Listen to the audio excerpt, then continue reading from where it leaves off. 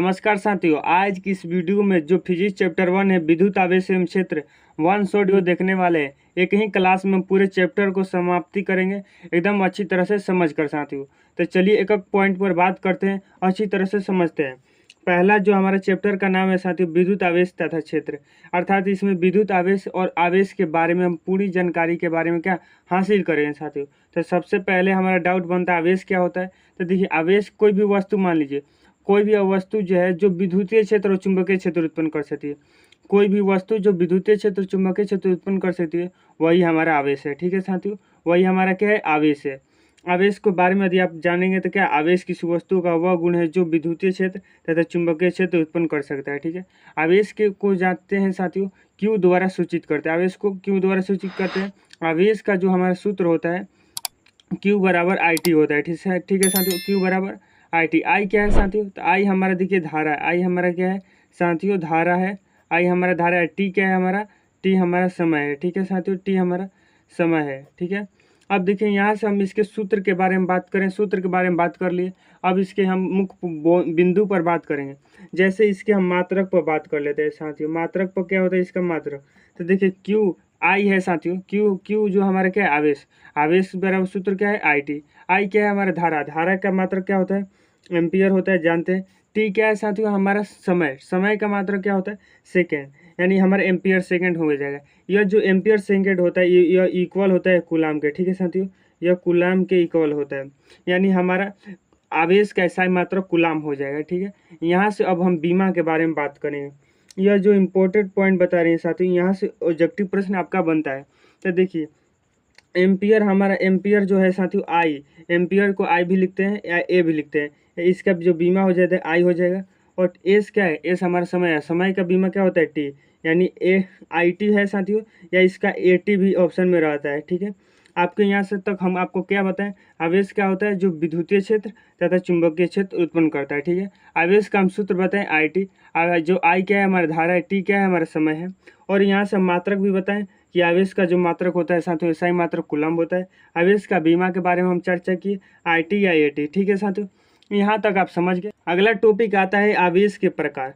आवेश के प्रकार साथियों, तो आवेश जो होते हैं दो प्रकार के होते हैं, एगो धनात्मक एगो होते हैं, एगो ऋणात्मक होते हैं। यानी एगो क्या हो जाता है हमारा पॉजिटिव, एगो हमारा क्या हो जाता है नेगेटिव हो जाता है। ठीक है, अब पॉजिटिव किसे कहते हैं, नेगेटिव किसे कहते हैं। तो देखिए साथियों आप एक बात याद रखिए, कोई भी वस्तु होती है, कोई भी वस्तु, उसमें धनायन तथा ऋणायन क्या होते हैं, समान होते हैं, अर्थात वह उदासीन वस्तु होती है। ठीक है साथियों, मान के चलिए का एक वस्तु है। ठीक है, इसमें दो गो प्लस चार्ज है तथा दो गो माइनस चार्ज है। ठीक है, इसमें से मान के चलिए हम एगो इलेक्ट्रॉन को निकाल देते हैं। एगो इलेक्ट्रॉन को यदि हम निकाल देंगे तो कौगो इलेक्ट्रॉन बचेगा, एगो इलेक्ट्रॉन बचेगा, एगो माइनस चार्ज बचेगा। अर्थात यहाँ पर कौगो प्लस चार्ज कहोगे दूगो और माइनस चार्ज कहोगे एगो। अर्थात यहाँ पर साथियों प्लस का राज चलेगा, यानी प्लस वाला क्या कहेगा तो हम धनात्मक आवेश तुमको बना देंगे। ठीक है, यही मान के चले हम स्थिति को उल्टा कर देते हैं। मान के चलिए यहाँ से हम क्या, यहाँ से साथियों इसमें एक इलेक्ट्रॉन को डाल देते हैं, एक इलेक्ट्रॉन को डाल देते हैं तो इलेक्ट्रॉन क्या हो जाएगा, यानी माइनस चार्ज क्या हो जाएगा, ज़्यादा हो जाएगा। माइनस चार्ज क्या हो जाएगा, तो ज़्यादा हो जाएगा। इस कारण यह कहाँ पर चलेगा, यहाँ पर यह नेगेटिव हो जाएगा। यह क्या हो जाएगा हमारा निगेटिव हो जाएगा, यह हमारा क्या हो जाएगा पॉजिटिव हो जाएगा। अर्थात कहने का मतलब यही है कि जिसमें ज़्यादा प्लस होगा वह क्या कर जाएगा, धनात्मक हो जाएगा। जिसमें ज़्यादा माइनस होगा वह हमारा क्या हो जाएगा, ऋणात्मक हो जाएगा। ठीक है साथियों, ऋणात्मक हो जाएगा। चलिए हम अगला टॉपिक क्या है, अगला इसमें आपको बारे में कुछ और जानकारी प्राप्त करनी है कि असमान आवेश आकर्षित करते हैं को अपने को क्या करते हैं साथियों, आकर्षित करते हैं। अर्थात क्या समझ में आए, यहाँ से मान के चलिए यहाँ पर साथियों यह प्लस चार्ज है। ठीक है, और यहाँ पर क्या है माइनस चार्ज है। तो ये दूसरों क्या करेगा, यह इसको आप अपने पास बुलाए, यह इसको अपने पास बुलाएगा, दोनों क्या आकर्षित करेंगे। ठीक है, अब वहीं जब मान के चलिए यहाँ पर भी प्लस चार्ज है, यहाँ पर भी प्लस चार्ज है, यह दोनों एक दूसरे को ढकेलेगा। ठीक है साथियों, दोनों एक दूसरे को ढकेलेगा, चाहे माइनस भी ले लीजिए, यह भी एक दूसरे को क्या करेगा, ढकेलेगा, आपस को भगाएगा, मतलब दूर हटेगा। मतलब बातें क्या याद रखनी है कि कोई भी जो दो असमान आवेश हैं साथियों, दो असमान आवेश है उनके बीच प्रतिकर्षण होगा, दो समान आवेशों के बीच क्या होगा, आकर्षण होगा। बातें बस इतने ही आपको याद रखने, यहाँ से आपका ऑब्जेक्टिव प्रश्न बनता है। ठीक है, चलिए अगला टॉपिक क्या आ जाता है उसे समझते हैं। अगला टॉपिक है साथियों चालक। चालक क्या होता है, बचपने से पढ़ के आ रहे हैं हम, तो जिसमें क्या हो जाए, धारा का प्रवाह हो जाए, धारा का प्रवाह हो जाएगा, वह हमारा क्या हो जाएगा, चालक हो जाएगा। और जिसमें धारा का प्रवाह नहीं होगा, विद्युत रोधी हो जाएगा। विद्युत रोधी कह दीजिए चाहे अचालक कह दीजिए, बातें बरोबर है, ठीक है साथियों।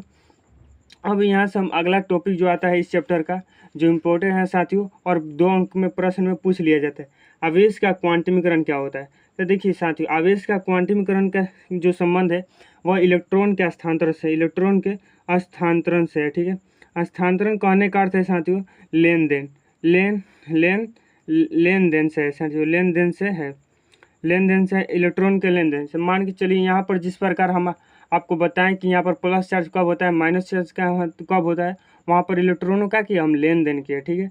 अब देखिए, अब क्वांटमीकरण में क्या होता है, इलेक्ट्रॉनों का लेन देन होता है, लेकिन किस तरह होता है वह हमें जानना है। तो देखिए, अब जो हम इलेक्ट्रॉनों का लेन देन करेंगे वह पूर्ण गुणज के रूप में करेंगे। पूर्ण गुणज क्या होता है आपको बता दें हम। तो देखिए, पूर्ण गुणज का मतलब होता है एगो, दूगो, तीनगो, चारगो, मतलब एगो पूर्ण रूप से हम करेंगे। ये ना कि आधावा कर देंगे, 1.5 गो कर देंगे, 1.25 कर देंगे, ऐसा नहीं करेंगे। इलेक्ट्रॉन जब भी जाएगा तो एगो जाएगा, 2 गो जाएगा, 3 गो जाएगा, या 3 गो आएगा चाहे जाएगा, आएगा या तो जाएगा, ठीक है। यही क्या कहलाता है, आवेश का क्वांटमीकरण कहलाता है। यहाँ से साथियों 2 अंक का प्रश्न पूछता है, यह आवेश का क्वांटमीकरण पूछ लिया जाता है, और इसका जो सूत्र होता है साथियों Q बराबर प्लस माइनस एन। अब प्लस क्यों लगाए, माइनस क्यों लगाए, तो देखिए प्लस हमने आपको बताया जब उसमें हम क्या डाल देंगे ज़्यादा इलेक्ट्रॉन तो वो क्या हो जाएगा, माइनस चार्ज हो जाएगा। यदि उसमें से इलेक्ट्रॉन निकाल लेंगे तो वो क्या हो जाएगा, प्लस चार्ज हो जाएगा। तो आप कहेंगे प्लस क्यों नहीं निकाले, तो देखिए साथियों प्लस क्योंकि प्लस जो होता है नाभिक में होता है, उसे निकालना मुश्किल होता है, इसलिए प्लस को नहीं निकाल सकते, इसलिए हम माइनस से उसमें डाल सकते हैं, या तो माइनस को ही क्या कर सकते हैं, निकाल सकते हैं। बातें इतनी समझ में आ गई। अब यहाँ से आपको बता देते हैं क्यू क्या है साथियों, क्यू हमारा आवेश है, क्यू हमारा क्या है, आवेश है। और एन क्या है, तो एन हमारा स्थानांतरित इलेक्ट्रॉनों की संख्या, स्थानांतरित इलेक्ट्रॉनों की संख्या, स्थानांतरित इलेक्ट्रॉनों की संख्या है, ठीक है, स्थानांतरित इलेक्ट्रॉनों की संख्या। और ई क्या है हमारा, ई है साथियों एक इलेक्ट्रॉन का आवेश, एक इलेक्ट्रॉन का आवेश। एक इलेक्ट्रॉन का आवेश कितना होता है, तो 1.6 × 10⁻⁻19 कूलम होता है। इतनी बातें आपको याद रखनी है, ठीक है। जितना हम समझाएं अभी तक आपको समझ में बातें आ गए हैं, ठीक है साथियों। देखिए, अब चलिए हम अगला जो टॉपिक आ जाता है इस चैप्टर का क्या, उस पर हम बात करते हैं, ठीक है साथियों। देखिए, अगला टॉपिक है साथियों आवेश संरक्षण का नियम। आवेश संरक्षण का नियम जिस प्रकार बचपने से पढ़ते आ रहे हैं, द्रव्यमान संरक्षण का नियम, उसी प्रकार आवेश संरक्षण का नियम है साथियों। आवेश मतलब क्या है, आवेश को न तो उत्पन्न किया जा सकता है और ना ही नष्ट किया जा सकता है। आवेश को न तो क्या बातें याद रखनी है, आवेश को न तो उत्पन्न किया जा सकता है और ना ही नष्ट किया जा सकता है। आवेश संरक्षण का नियम है, ठीक है साथियों। यदि आप इसको और भी अच्छी तरह से लिखना चाहते हैं तो क्या लिखेंगे, तो किसी विलगित निकाय की प्रक्रिया में पहले कुल आवेश तथा प्रक्रिया के बाद कुल आवेश समान होता है, अर्थात आवेश संरक्षित रहता है, वही आवेश संरक्षण का क्या कहलाता है साथियों, नियम कहलाता है। मतलब देखिए, पहले जो आवेश है, पहले जो हमने प्रक्रिया से पहले जो आवेश लगाया था और जो प्रक्रिया के बाद जो आवेश है साथियों, दोनों बराबर है, दोनों इक्वल है, वही क्या कहलाएगा, हमारा आवेश संरक्षण के नियम। मतलब अर्थात इससे हम क्या निष्कर्ष निकला, मतलब जो हमारा पहले का आवेश है साथियों, पहले का आवेश जो है साथियों, वो बराबर रहेगा हमारे प्रक्रिया के बाद के आवेश, प्रक्रिया के बाद के आवेश के, ठीक है, बाद के आवेश के साथियों बराबर रहेगा।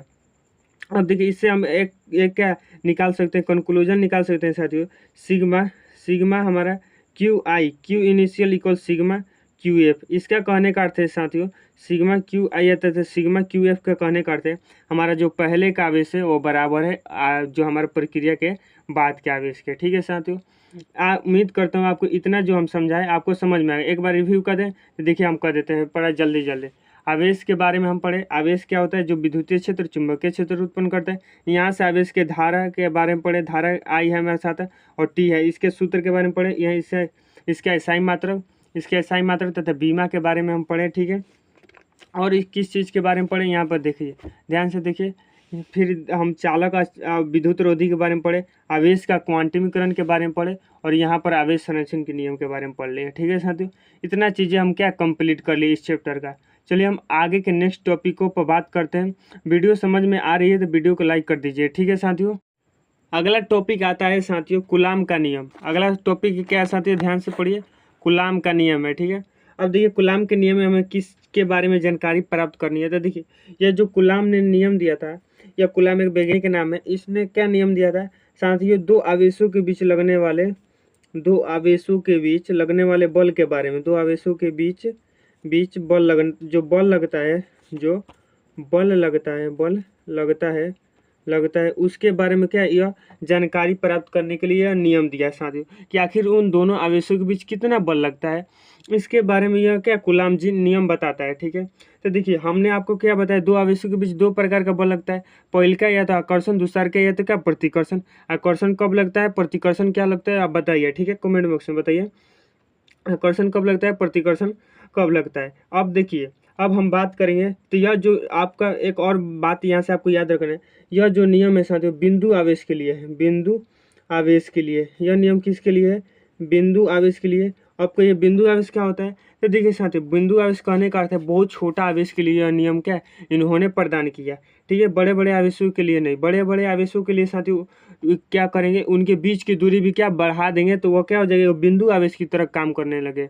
बातें समझ में आ रहा है। कूलाम नियम किसके लिए दिया, दो आवेशों के बीच लगने वाले बल के लिए, बिंदु आवेशों के लिए भी दिया। ठीक है, अब चलिए बात करते हैं कूलाम नियम किस तरह से काम करता है। तो देखिए यहाँ पर मान के चलिए, यहाँ पर साथियों यहाँ पर मान चलिए कि यहाँ पर साथियों क्या है, Q1 आवेश है और यहाँ पर Q2 आवेश है। ठीक है, Q1 आवेश है, Q2 आवेश है, मान इनके बीच की कुछ दूरी होगी, तो मान के चलिए इसके बीच की दूरी हम क्या R मान लेते हैं, इनके बीच की दूरी मान लेते हैं R मान लेते हैं। चूंकि जानते हैं कि कूलाम नियम किसके लिए दिया गया है, तो इनके बीच लगने वाले बल के लिए। तो इन्होंने पहले का जो थ्योरी दिया, पहले का जो क्या दिया बातें कहा, क्या कहा, जो इनके बीच लगने वाला बल है F है, वह साथियों इन दोनों आवेशों के गुणनफल के समानुपाती होगा। दोनों आवेशों के बीच के गुणनफल क्या होगा, समानुपाती होगा।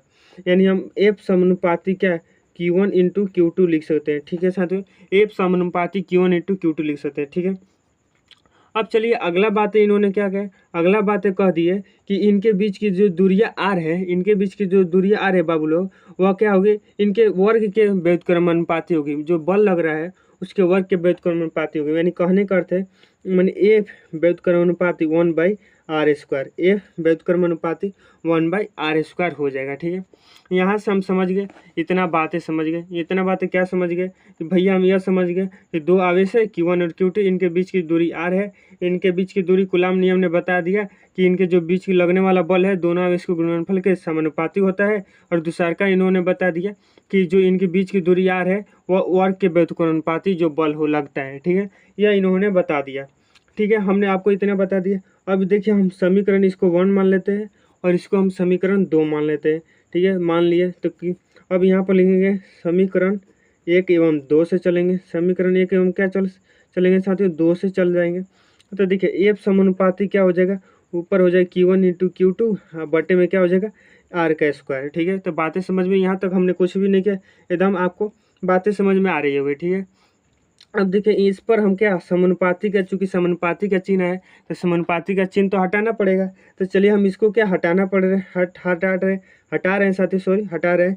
तो हटाने पर यहाँ पर क्या आ जाता है, के आ जाता है, के नहीं आता है, Q1 यहाँ पर हम लिख देंगे, Q2 यहाँ पर r²। ठीक है, यह हमारा क्या होगा साथियों, कूलाम जो नियम दिया यही हमारा क्या प्राप्त होता है। ठीक है, अब यहाँ से आपको हम यहाँ पर लिख देंगे, चूंकि के क्या है, नियतांक है, के एक नियतांक है। ठीक है साथियों, के क्या है, नियतांक है। के का जो मान होता है साथियों, के का बराबर जो होता है 1/4πε0 होता है। 1/4πε0 क्या होता है, ε0 होता है। ठीक है, यहाँ से आपको बता देते हैं ε0 क्या होता है, तो आपको याद रखना है निर्वात की विद्युतशीलता होती है, निर्वात की विद्युतशीलता होती है, विद्युतशीलता। ठीक है, निर्वात की विद्युतशीलता या ε0 होती है।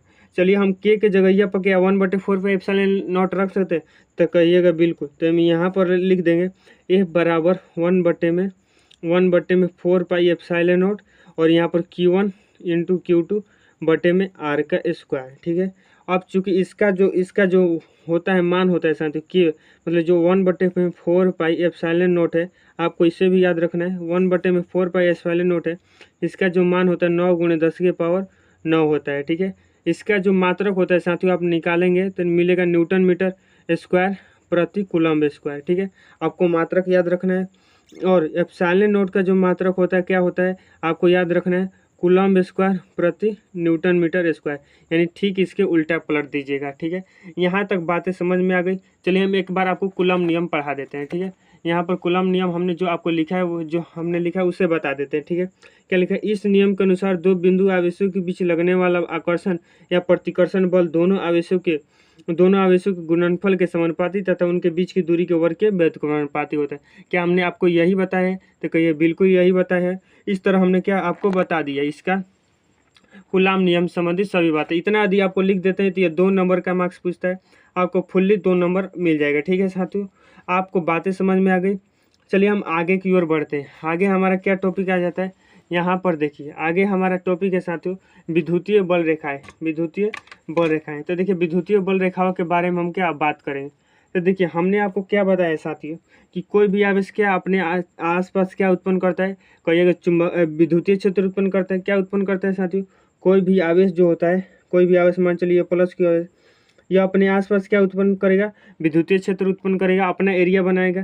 तो यह जो अपना एरिया बनाएगा इसको मान के चलिए हम एक क्या काल्पनिक रेखा जार देते कि मान के चलिए इसका जो हमारा जो विद्युतीय बल रेखाएं हैं अर्थात इसका जो विद्युतीय क्षेत्र है एक काल्पनिक रेखा के द्वारा हम क्या दर्शा रेखाएं खींच देंगे, वही हमारा क्या हो जाए साथियों विद्युतीय बल रेखाएं हो जाएगी। अर्थात देखिए किसी आवेश के चारों तरफ, यहाँ पर लिखा गया है चारों तरफ खींचे गए काल्पनिक रेखा, ये जो रेखाएं साथियों खींचते हैं यह काल्पनिक रेखाएं। काल्पनिक रेखाएं कहने का अर्थ है अपने द्वारा बनाई गई रेखाएं, अपने द्वारा बनाई गई रेखाएं हैं, ठीक है।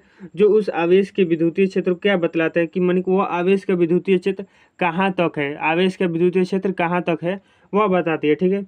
विद्युतीय बल रेखाएं कहलाती है, ठीक है। तो देखिए यहाँ से आपको बातें याद रखनी है, कुछ बातें याद रखनी है कि यहाँ से आपको प्लस जो क्यू आवेश होता है मतलब प्लस धनावेश आवेश के कारण साथियों उसके कारण जो विद्युतीय बल रेखाएं होती है बाहर की तरफ होती है, बाहर की तरफ क्या होती है उसके कारण विद्युतीय बल रेखाएं बाहर की तरफ। और जो माइनस जो हमारा जो होता है साथियों माइनस जो आवेश होता है उसके लिए जो विद्युतीय बल रेखाएं होती है अंदर की तरफ होती है, अंदर की तरफ क्या होती है।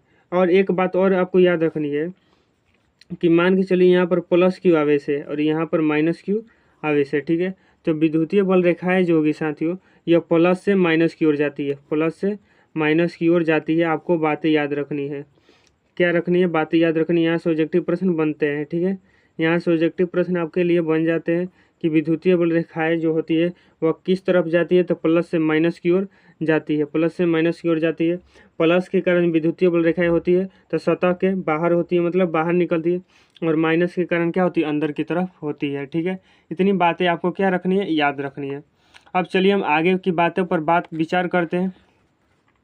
आगे क्या है साथियों यहाँ पर समझिए, अगला जो टॉपिक है काफ़ी अच्छा टॉपिक है, विद्युत क्षेत्र की तीव्रता। विद्युत क्षेत्र की तीव्रता, तो देखिए साथियों हमने विद्युत क्षेत्र आपको समझा दिया, कोई भी आवेश के चारों तरफ का एरिया जो है वह क्या कहलाता है, उसका विद्युत क्षेत्र कहलाता है, ठीक है। अब देखिए क्या करें, विद्युत क्षेत्र की तीव्रता के बारे में विचार करेंगे, क्या करेंगे विचार करेंगे तो मिलेगा क्या, मान के चलिए क्या साथियों एक आवेश है, इस आवेश के चारों तरफ का क्या यह एरिया है, ठीक है, यह क्या एरिया है। और इस एरिया में मान के चलिए एक प्लस क्यू धनावेश, मान चलिए अभी जो आवेश हमारा प्लस क्यू है, ठीक है, प्लस क्यू धनावेश जो हमारा क्या इसको ला रहे इस क्षेत्र में, तो ये क्या करेगा साथी इसको बल लगा कर क्या फेंकेगा, इसको बल लगा क्या करेगा, तुम मेरे एरिया में नहीं आ सकते हो, तुम मेरे एरिया में नहीं आ सकते, यानी इसको क्या ढकेलेगा, तो ढकेलेगा तो जिस बल से इसको क्या करेगा साथियों बल लगाएगा, जिस बल से इसको क्या करेगा ढकेलेगा, वही हमारा क्या कहलाता है तीव्रता कहलाती है, विद्युतीय क्षेत्र की तीव्रता कहलाती है, ठीक है, विद्युतीय क्षेत्र की तीव्रता कहलाती है। अर्थात हम कह सकते हैं कि किसी विद्युतीय क्षेत्र में एकांक धन आवेश को जितना बल लगता है, माने जितना बल से वो ढकेलता है या जितना बल का वो अनुभव करता है उसे विद्युतीय क्षेत्र की तीव्रता कहा जाता है। आपको यहाँ से एक बात और याद रखनी है, इसे ई द्वारा सूचित किया जाता है, इसे ई द्वारा सूचित किया जाता है। यह जो राशि है साथियों सदिश राशि है, कैसी राशि है, सदिश राशि है, ठीक है। और इसका जो सूत्र होता है ई बराबर हमारा सूत्र होता है एफ बटे में क्यू, चाहे क्यू नोट भी आप लिख सकते हैं, ठीक है। और यहाँ से हम कुछ मुख्य बातों पर भी विचार करेंगे, तो चलिए उस पर बातें। तो साथियों मुख्य बातें क्या है, यहाँ पर देखिए विद्युतीय क्षेत्र हमने ई बराबर जो फॉर्मूला बताया क्या है एफ बटे क्यू होता है, तो ये बिल्कुल होता है। इसका यहाँ से हम क्या निकालेंगे, तो यहाँ से हम इसका जो मात्रक निकालेंगे, तो चलिए साथियों मात्रक निकालते हैं। मात्रक की बात करते हैं तो देखिए बल का मात्रक क्या होता है न्यूटन, आवेश का मात्रक क्या होता है कूलम, यानी न्यूटन कूलम, और इसका एक और मात्रक है वोल्ट प्रति मीटर। ये दोनों मात्रकों को आपको इम्पोर्टेंट है साथियों, इसे याद रखिएगा, ठीक है। अब चलिए आगे इसके बीमा के बारे में हम चर्चा करते हैं। तो देखिए बीमा आप निकालिएगा कैसे। बल का जो बीमा होता है क्या होता है, MLT−2, MLT−2 होता है ये बिल्कुल। आवेश का बीमा हमने अभी बताया क्या होता है, AT या IT आपको लिख देना, हम AT पर लिख के आपको बना दे रहे हैं। यानी ML यहाँ पर हो जाएगा, T ऊपर जाएगा तो एगो T का 3 गो T हो जाएगा, और यहाँ पर A का हो जाएगा, इन्वर्स में हो जाएगा। यह क्या होगी हमारी इसकी बीमा हो गई। इतनी बातें समझ गए, इतनी बातें आपको क्या रखनी है, याद रखनी है, अच्छी तरह से समझनी है, ठीक है। चलिए हम आगे बात पर कर रहे हैं, ठीक है। अगला हमारा टॉपिक क्या आ जाता है कि विद्युतीय बल रेखाओं के गुण। विद्युतीय बल रेखाओं के गुण पर अब हम चर्चा करें। तो देखिए पहला गुण क्या लिखा था, ये रेखाएं बंद लूप नहीं बनाती। बंद लूप कहने का अर्थ है साथियों, जैसा कि हमने आपको समझाया कि यह एक प्लस है क्यू आवेश है, यह एक माइनस क्यू आवेश है। प्लस क्यू आवेश से माइनस क्यू आवेश की ओर क्या जाती है, विद्युतीय बल रेखाएं जाती है। तो देखिए साथियों, यह जब जाती है तो इसके अंदर से ना कि निकल के फिर इसी में आ जाती है। क्या हम बातें हम ये बोले कि प्लस क्यू आवेश से माइनस क्यू आवेश पर क्या जाता है, हमारी विद्युतीय बल रेखा ले जाती है। लेकिन यह जब जाती है तो इसमें अंदर से घुसकर इसके जहाँ से वहाँ पर नहीं आती है। यही क्या कहलाता है, बंद लूप कहलाता है, ठीक है। तो यह ऐसा नहीं बनाती है, ठीक है। पहले का टॉपिक याद हो गया कि यह बंद लूप नहीं बनाती है, ठीक है। अब चलिए हम आगे देखते हैं। धन आवेश के लिए विद्युत बल रेखाएं बाहर की ओर तथा ऋण आवेश के लिए विद्युत बल रेखाएं अंदर की ओर होते हैं। हमने पहले ही आपको बता दिया, फिर एक बार हम लिख दे रहे।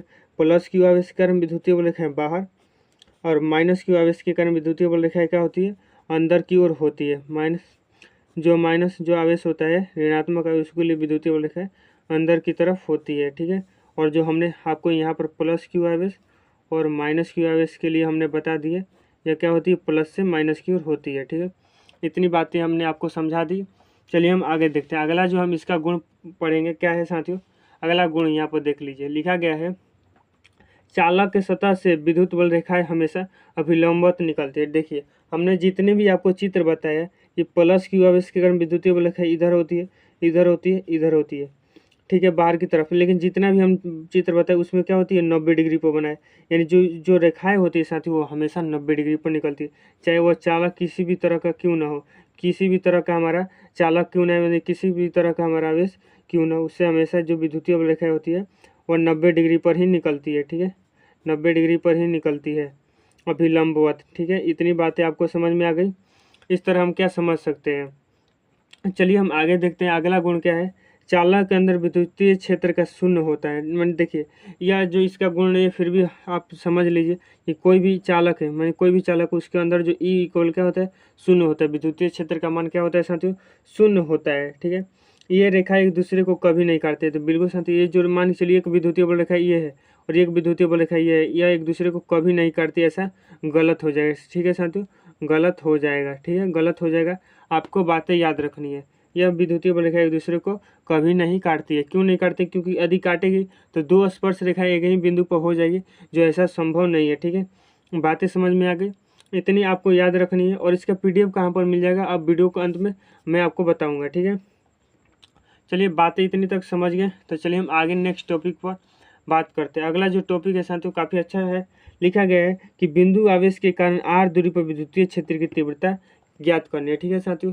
मान के चलिए एक आवेश है प्लस क्यू आवेश, ठीक है, चाहे हम क्यू आवेश मान लेते हैं। यह क्या है, क्यू आवेश, इसके हम क्या है, बिंदु आवेश के कारण r दूरी पर, इसके बीच की दूरी क्या है, और यह क्या है, P बिंदु है। इसी P बिंदु पर क्या ज्ञात करनी है साथियों, इस क्यू आवेश के कारण विद्युतीय क्षेत्र की तीव्रता ज्ञात करनी। तो जो यहाँ से सूत्र मिलता है कि E बराबर KQ/r², E बराबर KQ में क्या होता है, r² होता है। आपको याद रखना है, ठीक है। चलिए हम आगे बात करते हैं। अगला जो टॉपिक आता है यहाँ पर समझिए। अगला जो टॉपिक है साथियों, वैद्युत चाहे विद्युत द्विध्रुव। वैद्युत द्विध्रुव क्या होता है, तो देखिए साथियों यहाँ पर समझिए। यहाँ पर मान के चलिए, यहाँ पर हम प्लस क्यू आवेश लिख दें, यहाँ पर हम प्लस क्यू आवेश लिख दें। मान देखिए यह न समझिए, यह समझिए कि यहाँ पर एक क्यू आवेश है और यहाँ पर क्यू आवेश है।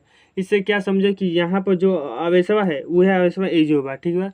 अब मान के चलिए यहाँ पर हम प्लस लगा दिए और यहाँ पर क्या लगा दिए, माइनस। यहाँ पर ध्यान से समझिए, यहाँ पर हम प्लस लगा दिए, यहाँ पर माइनस।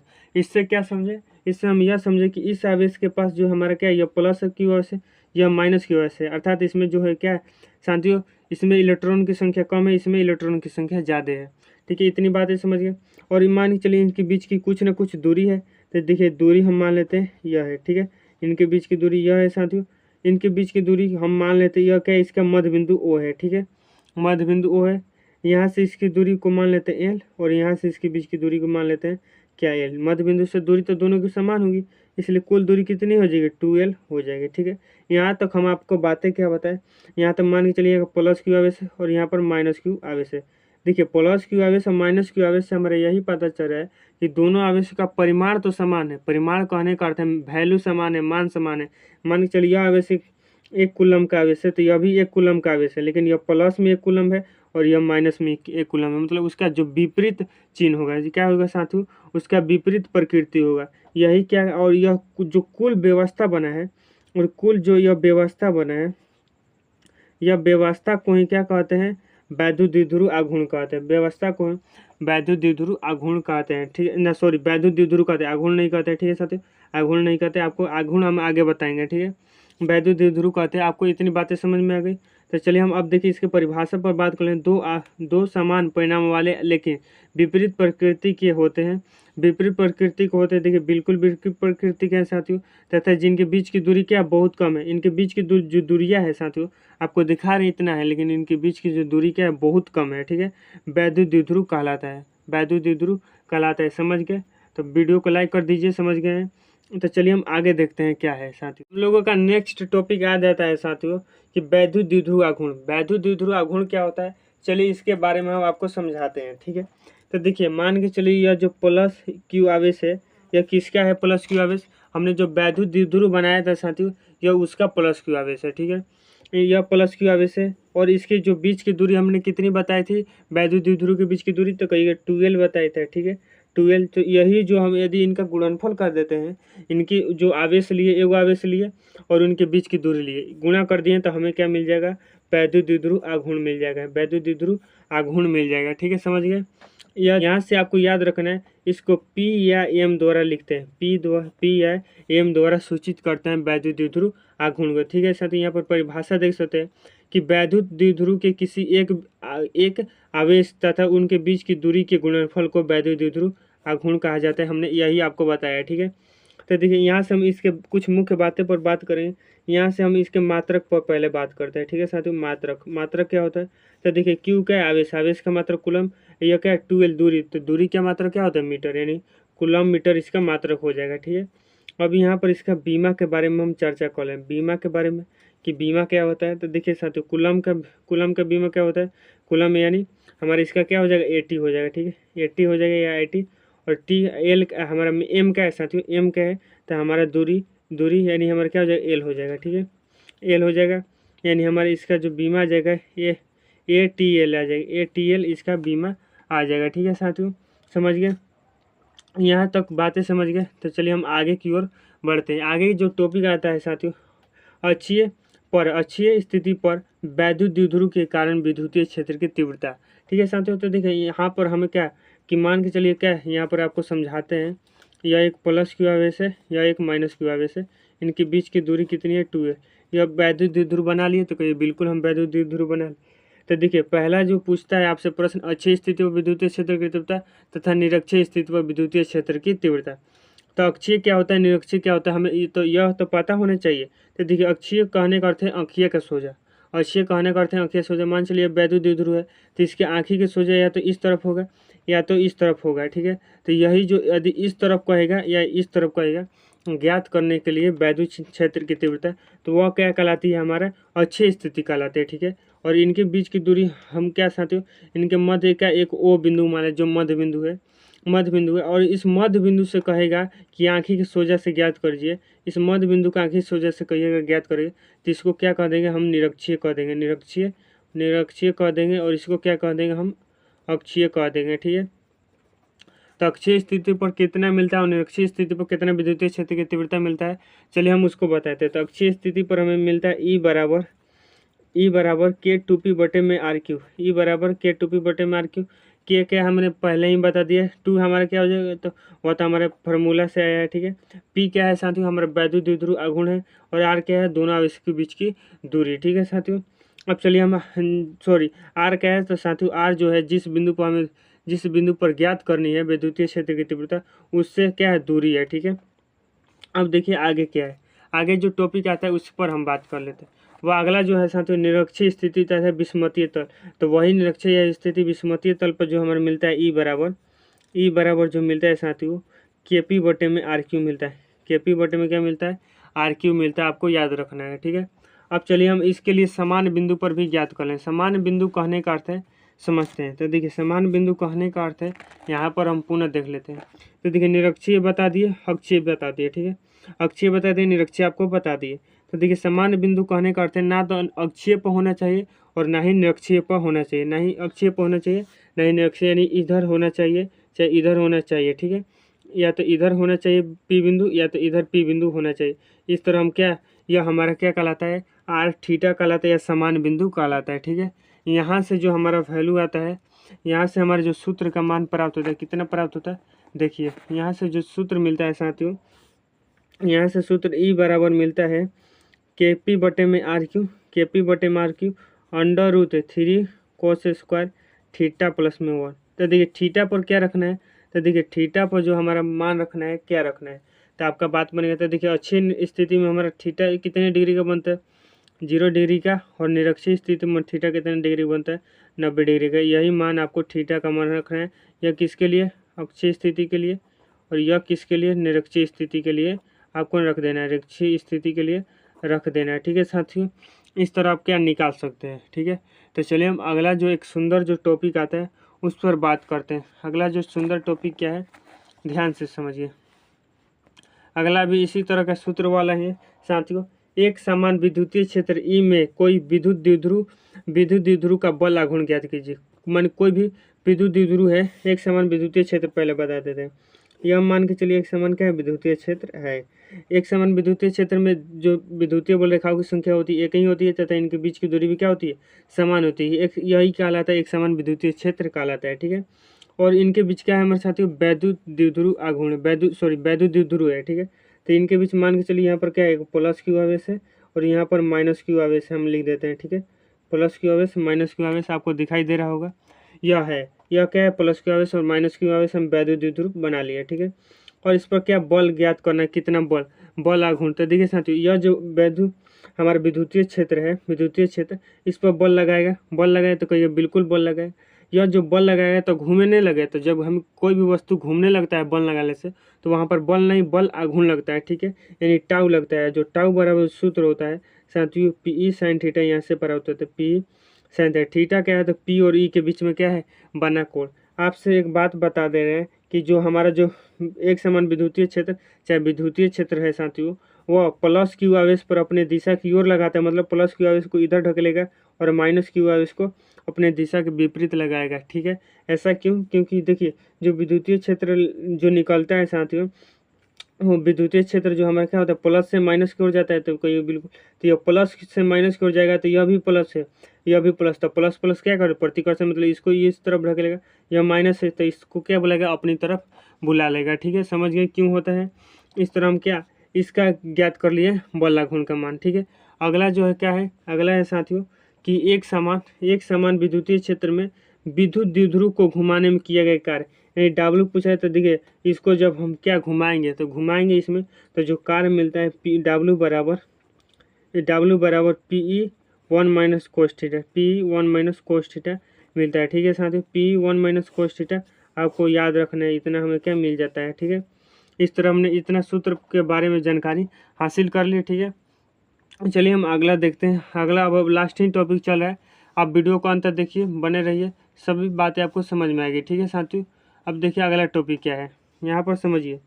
लिखा गया है कि वैद्युत फ्लक्स क्या होता है। तो साथियों वैद्युत फ्लक्स जो होता है उसके बारे में आपको जानकारी अब हम देते हैं। तो देखिए साथियों कोई भी चालक है, मान के चलिए क्या है? चालक है साथियों। इस चालक से साथियों जितने भी लंबवत विद्युतीय बल रेखाएं गुजरेगी, विद्युतीय बल रेखाओं के बारे में हमने पहले बता दिया है। तो जितने भी लंबवत विद्युतीय बल रेखाएं गुजरेगी तो उनकी जो संख्या होती है वही क्या कहलाती है? वैद्युत फ्लक्स कहलाती है, वही हमारी वैद्युत फ्लक्स कहलाती है।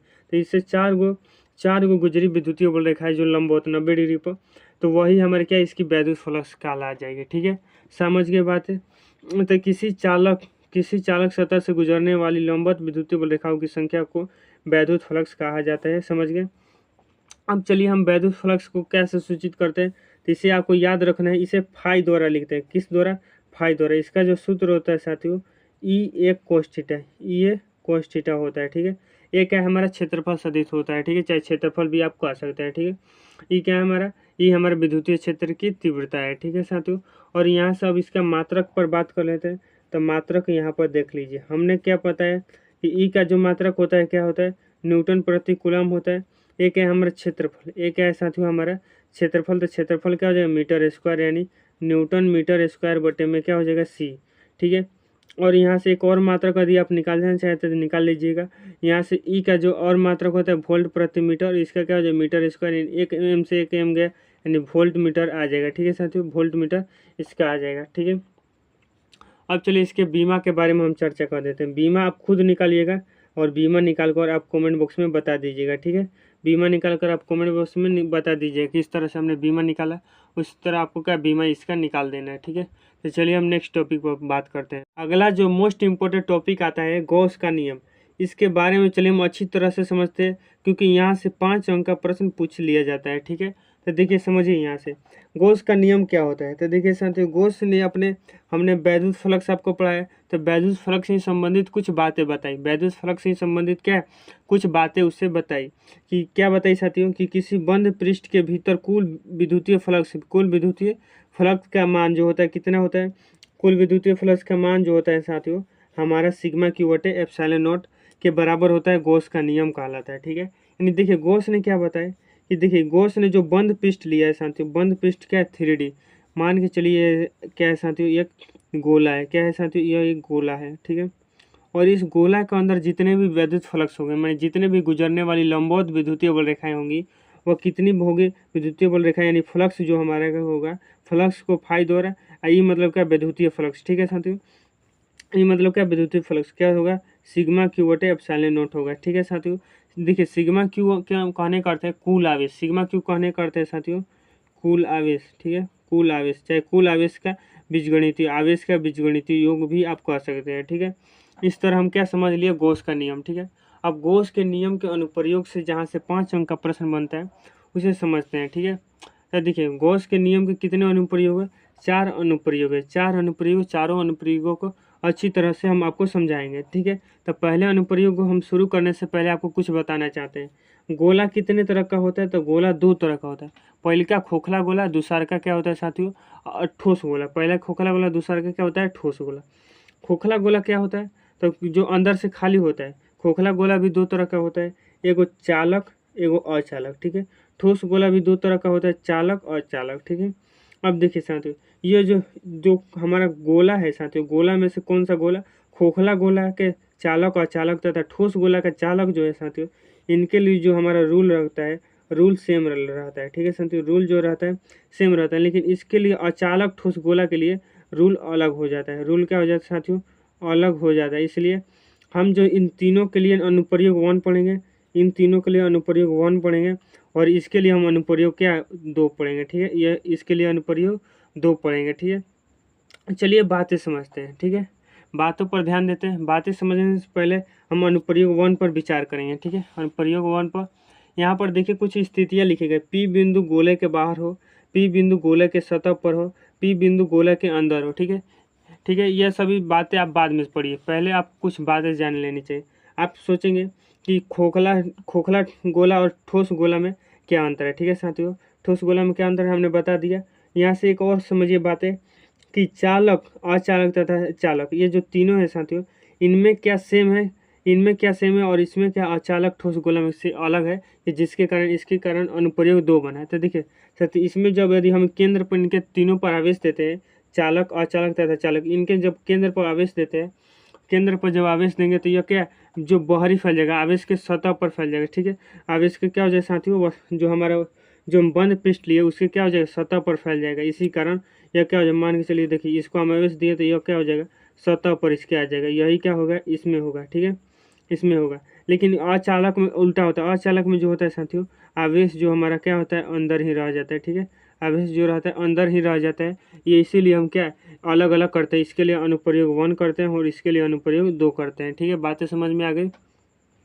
तो देखिए अब क्या समझते हैं, यहाँ पर हमने स्थितियाँ में आपको क्या दिखाया है स्थितियाँ में लिखा है स्थिति 1 पी बिंदु गोले के बाहर हो, पी बिंदु गोले के सतह पर हो, पी बिंदु गोले के अंदर हो। ठीक है, तो देखिए अनुप्रयोग में किसके लिए, चालक अचालक चालक ठोस गोला के लिए। ठीक है, तो देखिए हमने क्या बनाया, देखिए इस तरह का एक चित्र बना लिया। ठीक है, ठीक है, इस तरह का हमने क्या, इसका जो जो हमारा आवेश दिया वो क्या सतह पर आ गया। इससे हम क्या चाहते हो, पी बिंदु जब बाहर हो, मतलब पी बिंदु क्या है, तो जिस बिंदु पर हमें क्या ज्ञात करनी है, जिस बिंदु पर हमें विद्युतीय क्षेत्र ज्ञात करनी है वह। एक बात और भी याद रखिएगा, तो हम इसे ज्ञात करने के लिए गॉस का अनुप्रयोग लगाने के लिए एक काल्पनिक पृष्ठ खींचते हैं जिसका नाम होता है गॉसियन पृष्ठ। तो इसके लिए हमें क्या काल्पनिक पृष्ठ भी खींच देंगे, आप काल्पनिक पृष्ठ भी खींच दिएगा। इससे जो साथियों क्षेत्रफल सदिश होगा डी ए भी इधर हो जाएगा। इस तरह के आप पूरा जब विस्तार से हम हल करेंगे, इसका जो बीच की दूरी क्या होती है, आर होती है। ठीक है, आर होती है, इसका जो हमें सूत्र प्राप्त हो जाएगा। हम सूत्र आपको लिखते चलेंगे क्योंकि हमें सिद्ध करने का उतना टाइम नहीं है, तो इसके लिए हम लिख देंगे। सूत्र जो होता है मिलता है के क्यू बटे क्या मिलता है, आर स्क्वायर मिलता है। यही और जो इसका त्रिज्या आपको याद रखना क्या होता है, आर होता है। त्रिज्या क्या आर है। ठीक है, त्रिज्या क्या है साथियों, आर है। तो आर है त्रिज्या। तो जब हमारा सतह पर आ जाए, मान चलिए यह पी बिंदु क्या है, इसके सतह पर यहाँ पर आ गया, यह पी बिंदु ये इसके सतह पर, यानी इसके त्रिज्या क्या हो गया, बराबर हो गया। ठीक है सर, त्रिज्या की यह बराबर हो गया, यानी के क्यू बटे में हम बड़कार का स्क्वायर लिख सकते हैं। तो कहिए बिल्कुल। अब देखिए, अब जब पी बिंदु मान के चले हम अंदर लिख लिए, यहाँ पर पी बिंदु मान लिए, पी बिंदु यहाँ पर अंदर मान लिए, तो कहिए कि साथियों कि पी अंदर तो हमारा आवेश हईबे नहीं किया, अंदर तो आवेश हमारा हईबे नहीं किया, यानी हमारे यहाँ पर क्या हो जाएगा, विद्युतीय जो हमारा क्षेत्र हो जाएगा 0 हो जाएगा। ठीक है, यहाँ पर तक समझ गए, यहाँ तक समझ गए बातें, यही थी बातें इससे संबंधित। ठीक है, अब चलिए हम आगे नेक्स्ट टॉपिक पर बात करते हैं। अब देखिए अगला जो अनुप्रयोग 2 नंबर है क्या दे है, ठोस अचालक गोलक के लिए। तो ठोस अचालक गोलक के लिए साथियों जो हमारा जो आवेश होता है वो अंदर स्थित होता है। तो देखिए हम एक एक करके आपको चित्र बताते हैं। ठीक है, तो देखिए पहला चित्र पर हम विचार करेंगे कि यह जो हमारा क्या है गोला है साथियों, इसके अंदर जो हमारा क्या आवेश है, इसके अंदर क्या हमारे आवेश है, इसके साथ इसके केंद्र से हमने क्या आर दूरी मान लिया, आर दूरी पे क्या है पी बिंदु है, पी बिंदु है, और इसी पी बिंदु पर क्या ज्ञात करनी है, हमारे विद्युतीय क्षेत्र की तीव्रता ई ज्ञात करनी है। जब पी बिंदु क्या हमारा बाहर हो, तो जब पी बिंदु हमारा बाहर हो तो ई बराबर जो सूत्र आता है के क्यू बटे में आर स्क्वायर। ठीक है, के क्यू बटे में आर स्क्वायर। लेकिन वही जब हमारा प्लस क्यू आवेश जो हो गया साथियों, इसके अंदर प्लस क्यू आवेश है, जब वही जो हमारा आवेश होगा यहाँ पर स्थित होगा, पी बिंदु जो हमारा क्या हो सतह पर होगा, यह क्या हो जाएगा आर हो जाएगा। इसकी त्रिज्या मान लीजिए यहाँ पर आर है। ठीक है, यह आर क्या हो जाएगा, यहाँ पर आर होगा, इसका सतह बड़का आर, यानी यहाँ पर मिल जाएगा हमारा ई बराबर के क्यू बटे में बड़का आर का स्क्वायर। ठीक है, अब देखिए यहाँ पर हम ई की बात करते हैं। तो देखिए साथियों यहाँ पर जब हम बात करेंगे, जब ई हमारा जो साथियों की बात करेंगे, तो हमारा पी बिंदु क्या हो जाएगा, गोला के अंदर आ जाएगा। गोला के अंदर आ जाए तो गोला के अंदर क्या है साथियों, आवेश है। तो उस समय आवेश नहीं होता था तो हम डायरेक्ट लिख देते हैं शून्य, लेकिन इस समय क्या है हमारा आवेश है। तो इस समय हमारा जो सूत्र क्या मिलेगा, उस देखिए इसका जो सूत्र मिलेगा हमारा के क्यू आर बटे में क्या आर क्यू। ठीक है, अब देखिए छोटका आर बड़का आर क्या है, तो देखिए बड़का आर तो त्रिज्या, छोटका आर यह आर है। ठीक है, पी बिंदु से केंद्र के बीच की जो दूरी है वह छोटका आर है। ठीक है साथियों, वह क्या हमारा छोटका आर है। यहाँ तक समझ गए बात है।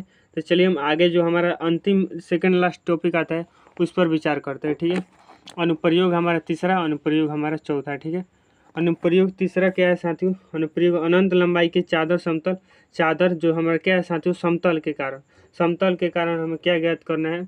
इसके लिए आप देखिए हमने जो चित्र बनाया था अनुप्रयोग 2 में, उसके लिए आप गॉसियन पृष्ठ भी आपका खींच लीजिएगा। ठीक है, अब देखिए जो तीसरा है उसका प्रयोग हम बता देते हैं। ठीक है, तो अनंत लंबाई के समतल चादर के कारण हम बता रहे हैं आपके लिए।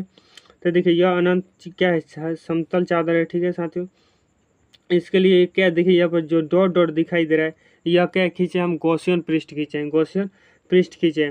इस पर हम क्या ज्ञात करना है, हमें ई ज्ञात करना है। तो इसके लिए जो हमारा ई बराबर सूत्र आता है साथियों, ए एप्सिलॉन नॉट बटे में डी आता है। ए एप्सिलॉन नॉट बटे में क्या आता है साथियों, डी हमारा सूत्र आता है, आपको याद रखनी है बात है। ठीक है, ई एप्सिलॉन नॉट बटे में डी। ठीक है, तो चलिए हम अब आगे देखते हैं। आगे हमारा क्या है, अनुप्रयोग 4 है साथियों अनंत लंबाई के लिए। तो देखिए यहाँ पर अनंत लंबाई की बात की जा रही है। अनंत लंबाई का यह क्या है साथियों, यह चालक तार है, और यह अनंत लंबाई के लिए एक आवेशित सीधे तार के कारण विद्युतीय क्षेत्र ज्ञात करनी है। तो यह हमारा क्या है, यह हमारा आवेशित जो है क्या साथियों, लंबाई का चालक तार है, ठीक है, चालक तार है। इसके लिए जो हमारा जो प्राप्त होता है ई जो प्राप्त होता है, ठीक है साथियों, और हमारा प्राप्त होता है लेमडा बटे में 2 pi epsilon naught r, lambda बटे में 2 पाई एप्सिलॉन नॉट आर। इस तरह हमारा क्या होता है, एक ही क्लास में ये पूरा चैप्टर समाप्त होता है। उम्मीद करते हुए कि टॉपिक आपको अच्छी तरह से समझ में आ गया होगा। तो वीडियो अच्छी लगी तो लाइक कर दीजिएगा और चैनल को भी सब्सक्राइब कर लीजिए। चलिए मिलते हैं किसी नेक्स्ट चैप्टर में, तब तक के लिए धन्यवाद।